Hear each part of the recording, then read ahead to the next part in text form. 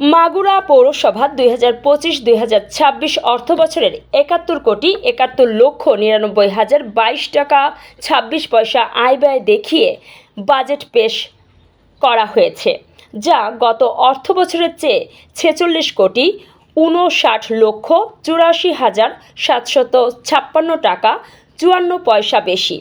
বুধবার 25শে জুন সকাল 11টায় মাগুরা পৌরসভার আয়োজনে পৌর মিলনায়তনে এ বাজেট অধিবেশন অনুষ্ঠিত হয়।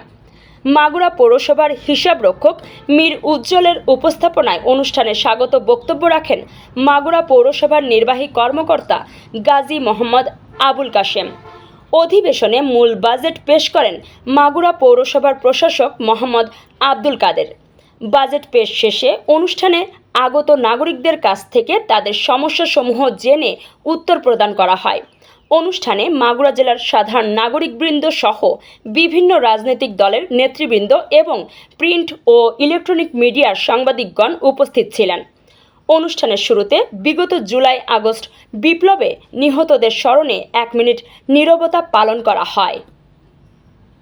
বাংলাদেশের সমৃদ্ধি, ইতিহাস এবং সম্ভাবনার নতুন দিগন্ত।